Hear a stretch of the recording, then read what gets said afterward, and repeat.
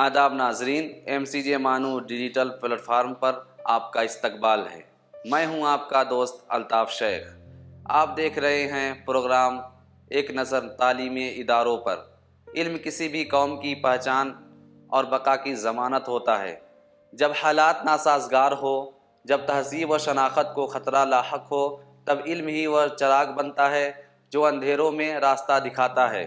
1857 عیسوی کے بعد بر صغیر کے مسلمان شدید آزمائش سے گزر رہے تھے۔ ایسے نازک دور میں ایک چھوٹے سے قصبے دیوبند سے ایک ایسی علمی تحریک اٹھی جس نے نہ صرف دینی تشخص کو محفوظ رکھا بلکہ آنے والی نسلوں کے لیے رہنمائی کا سامان بھی فراہم کیا۔ یہ داستان ہے دارالعلوم دیوبند کی، ہندوستان کے پہلے باقاعدہ اور منظم اسلامی مدرسے کی۔ ہندوستان کا پہلا باقاعدہ مدرسہ دارالعلوم دیوبند ہندوستان کی سرزمین علمی و تہذیب روایت سے مالا مال رہی ہے۔ یہاں صدیوں سے مختلف مذاہب اور تہذیبوں نے فروغ پایا اور علم کی شمع روشن ہوتی رہی۔ اسلامی تعلیمات کے فروغ میں مدرسہ کا کردار نہایت اہم رہا ہے۔ اگر ہم ہندوستان کے پہلے باقاعدہ اور منظم اسلامی مدرسے کی بات کریں تو سب سے نمایاں نام دارالعلوم دیوبند کا سامنے آتا ہے۔ دارالعلوم دیوبند کا قیام 1866 عیسوی میں اس وقت عمل میں آیا جب بر صغیر 1857 عیسوی کی جنگ آزادی کے بعد سیاسی اور سماجی بحران کا شکار تھا۔ مسلمانان ہند شدید مایوس اور انتشار کا سامنا کر رہے تھے۔ ایسی حالات میں چند علماء نے یہ فیصلہ کیا کہ اسلامی تعلیمات اور دینی شناخت کو محفوظ رکھنے کے لیے ایک مضبوط تعلیمی ادارہ قائم کیا جائے۔ اس ادارے کے بانیوں میں مولانا محمد قاسم نانوتوی اور مولانا رشید احمد گنگوہی جیسے جلیل القدر علماء شامل تھے۔ مدرسے کی ابتدا ایک مسجد کے صحن میں ایک استاد اور ایک شاگرد سے ہوئی، مگر خلوص اور اخلاص کی بدولت یہ ادارہ دیکھتے ہی دیکھتے پورے عالمی اسلام میں معروف ہو گیا۔ دارالعلوم دیوبند نے درس نظامی کے نصاب کو منظم انداز میں پیش کیا۔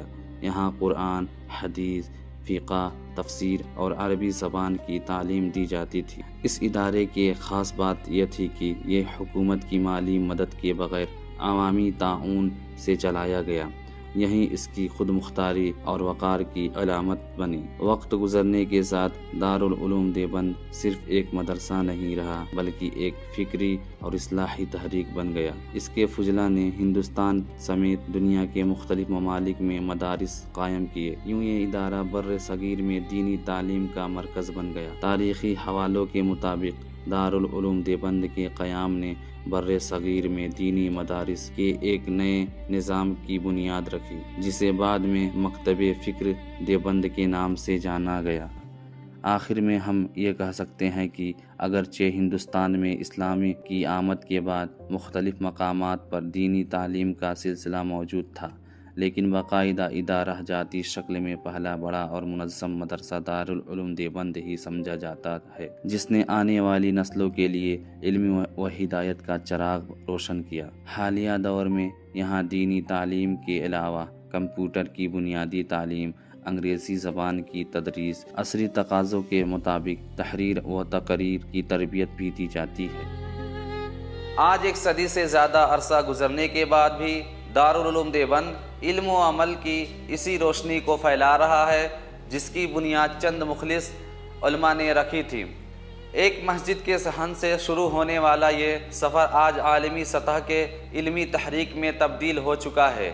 یہ ادارہ ہمیں یہ پیغام دیتا ہے کہ اخلاص، عزم و علم کی طاقت سے قوم کی تقدیر بدلی جا سکتی ہے۔ بے شک دارالعلوم دیوبند بر صغیر کی دینی تاریخ کا ایک روشن باب ہے جو رہتی دنیا تک علم کی شمع جلائے رکھے گا۔ آج کے پروگرام یہیں اختتام ہوتا ہے، پھر ملتے ہیں ایک نئے موضوع کے ساتھ۔ دیکھتے رہیے MCJ مانو ڈیجیٹل پلیٹ فارم۔